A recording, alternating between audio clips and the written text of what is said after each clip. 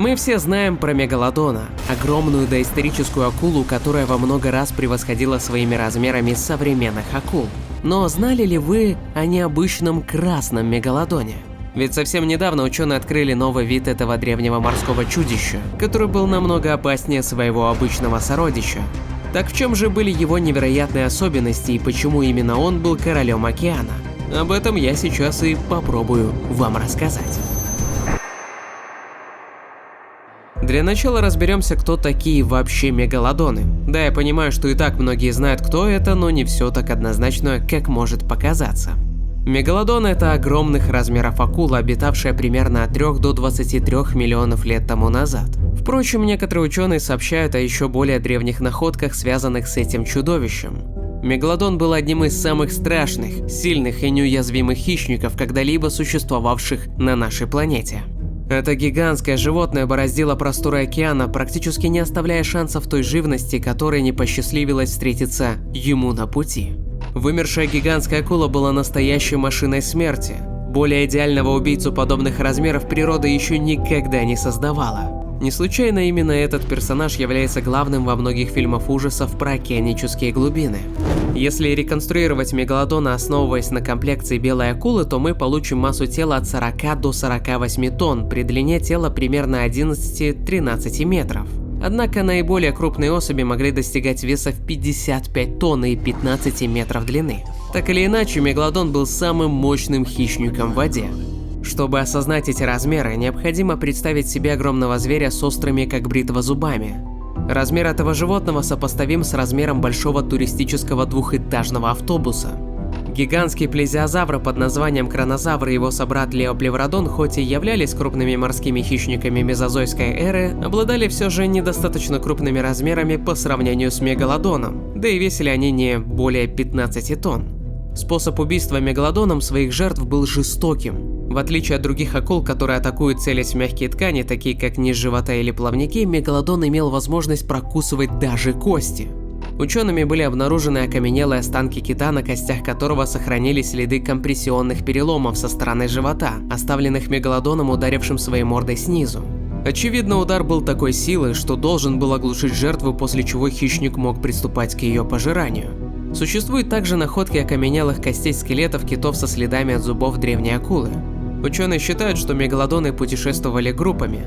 Таким образом, они представляли страшную и непобедимую силу в водах того периода истории планеты. Само название мегалодон переводится с греческого как «большой зуб». Это имя как нельзя лучше подходит данному животному. Размеры его зубов в длину составляли от 7 до 18 сантиметров. При этом охотники за зубами не теряют надежды найти еще больше экземпляры. Впрочем, и 18-сантиметровые зубы – это достаточно редкие находки. Их было найдено очень мало. На черном рынке цена таких зубов может достигать десятки тысяч долларов. 8-сантиметровый зуб большой взрослой белой акулы вполне сопоставим по размерам с зубом детеныша мегалодона. Акулы постоянно обновляют свои зубы, теряя до 20 тысяч зубов в течение всей своей жизни. Чаще всего они ломают их о тела своих жертв. Но акулам повезло, в их пасти имеется более 270 зубов, расположенных в 5 рядах, поэтому такие потери проходят незаметно. Большинство зубов мегалодона, которые продаются или продавались онлайн, являются изношенными. Очевидно, причина в том, что эта акула большую часть своей жизни проводила, охотясь и питаясь. Похоже на то, что этот гигант редко чувствовал себя сытым. Такие огромные хищные создания, которыми являются мегалодоны, должны были иметь нешуточный аппетит. Пасть древней акулы в раскрытом состоянии могла достигать колоссальных размеров 3,5 на 2,5 метра. Они могли сожрать жертву любых размеров, от мелких животных типа дельфинов, других акул и морских черепах до огромных горбатых китов. Благодаря своим мощным челюстям, сила укуса которых могла составлять примерно от 110 тысяч до 180 тысяч ньютон, мегалодон наносил страшные раны, круша кости жертвы. Как уже говорилось ранее, учеными были найдены окаменелые останки костей скелета китов с отметинами от укусов мегалодона. Благодаря этим находкам ученым удалось изучить то, как именно страшные хищники пожирали своих жертв. В некоторых костях даже сохранились кусочки кончиков зубов мегалодона, которые обламывались при нападении древних акул. В наши дни большие белые акулы также охотятся на китов, но предпочитают нападать на детенышей или же на ослабленных или раненых взрослых особей, которых легче убить. В В период расцвета своего существования древнюю акулу мегалодона можно было встретить в океанах по всему миру. Об этом говорят находки в виде зубов этого хищника, которые находят практически везде. Иными словами, если эти территории миллионы лет назад находились под водой и в них была еда, значит мегалодон тоже там обитал. Считается, что продолжительность жизни древней акулы составляла от 20 до 40 лет. Однако не исключено, что некоторые представители этого вида жили дольше. Еще одним преимуществом, которым обладали мегалодоны, является то, что они были геотермическими животными. Это означает, что эти гигантские акулы могли поддерживать постоянную температуру своего тела вне зависимости от температуры внешней среды. Таким образом, мировой океан всей планеты был открыт для мегалодонов. Сейчас эта древняя акула является объектом внимания главным образом криптозоологов. И действительно, шансов, что мы когда-нибудь столкнемся с живым мегалодоном, практически нет. Несмотря на это, не стоит забывать, к примеру, о латимерии, кистеперой рыбе, которая оказалась живым ископаемым. Или о крабе йети, проживающем в районе гидротермальных жерл, пушистом крабе, который был обнаружен лишь в 2005 году, когда подводная лодка опустилась на глубину 2200 метров. Довольно сложно представить, что такой огромный хищник, каким является мегалодон, мог обитать где-нибудь, кроме самых глубоких частей Мирового океана. Однако, как показывают последние находки, эти акулы предпочитали плавать вблизи прибрежных зон. Пребывание в теплых неглубоких прибрежных водах позволяло мегалодонам эффективно давать потомство. Исследователи из Университета Флориды, США, рассказали об обнаружении окаменелых останков возрастом в 10 миллионов лет совсем юных мегалодонов в Панаме. Было обнаружено более 400 окаменелых зубов, собранных на мелководье. Все эти зубы принадлежат совсем маленьким детенышам древних акул. Аналогичные останки детенышей были найдены в так называемой долине костей во Флориде, а также в прибрежных зонах округа Калверт, Мэриленд, США. И хотя новорожденные мегалодоны уже поражали своими размерами в среднем от 2 до 4 метров, что сопоставимо с размерами современных акул, они были уязвимы для различных хищников, в том числе и для древних акул. Океан – это крайне опасное место для любых новорожденных хищников, поэтому акулы старались держаться мелководья, чтобы дать своему потомству максимальные шансы на выживание. Мегалодоны не только имели исполинские размеры, они также были очень быстрыми для своих габаритов. В 1926 году исследователь Морис Лэриш сделал поразительное открытие, обнаружив более-менее сохранившийся позвоночный столб мегалодона. Этот столб состоял из 150 позвонков. Благодаря этой находке исследователи получили возможность узнать гораздо больше о поведении и повадках этих гигантских акул. Изучив форму позвонка, ученые пришли к выводу, что мегалодон вцеплялся в жертву своими мощными челюстями, а затем начинал двигать головой из стороны в сторону, стараясь оторвать кусок плоти от костей.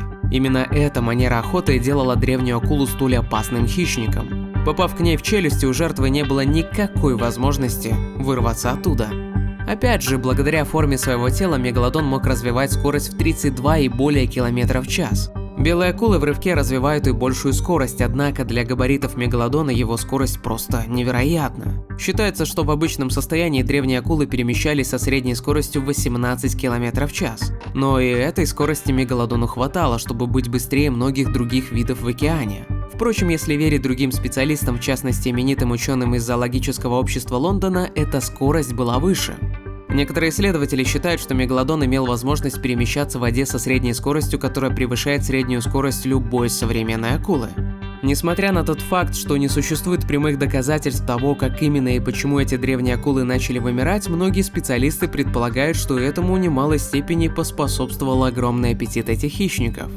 Около 2,6 миллионов лет тому назад уровень Мирового океана начал резко изменяться, что оказало значительное влияние на многие виды, которые являлись основным источником пищи для гигантских акул.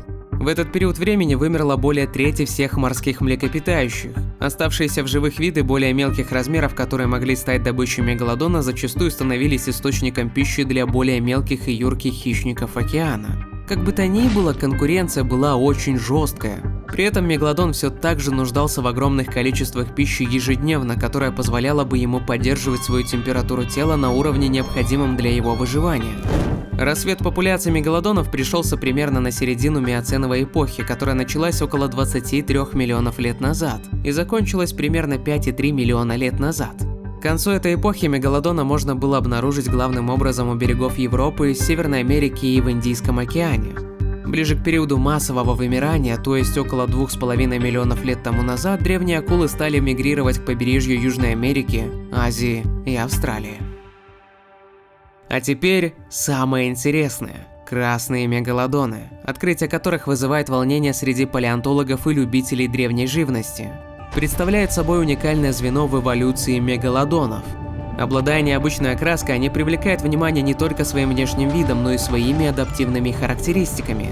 Научные исследования указывают на то, что красные мегалодоны, хоть и были короче в длину по сравнению со своими серыми сородичами, компенсировали этот недостаток уникальными физиологическими особенностями. Они обладали значительно усовершенствованной мускулатурой, что позволяло им развивать высокую скорость движения в воде. Благодаря этой скорости и ловкости красные мегалодоны могли мгновенно охотиться на добычу и эффективно конкурировать за ресурсы с другими хищниками в морских экосистемах древности. Интересно, что красные мегалодоны демонстрировали поведение стайного охотника. Это означает, что они могли организовываться в группы для охоты на более крупных жертв, таких как киты или даже других мегалодонов. Такая кооперация позволяла им увеличивать эффективность охоты и усиливать свои шансы на выживание в жестокой борьбе за пищу. Несмотря на их впечатляющее приспособление к охоте, красные мегалодоны, как и серые, столкнулись с проблемой ограниченных ресурсов. Ввиду своей высокой активности в охоте и быстрой истребительской способности, они часто вынуждены были мигрировать в поисках новых источников пищи, что в свою очередь могло привести к изменению их распространения и влиянию на экосистемы того времени.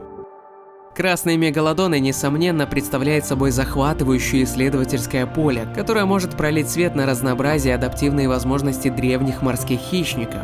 С каждым новым открытием и изучением мы приближаемся к пониманию сложных взаимосвязей в мире древней природы и ее влияния на современные экосистемы. Возможно, впереди нас ждет еще больше информации о красных мегалодонах, и тогда мы обязательно подготовим для вас новый выпуск. Пока!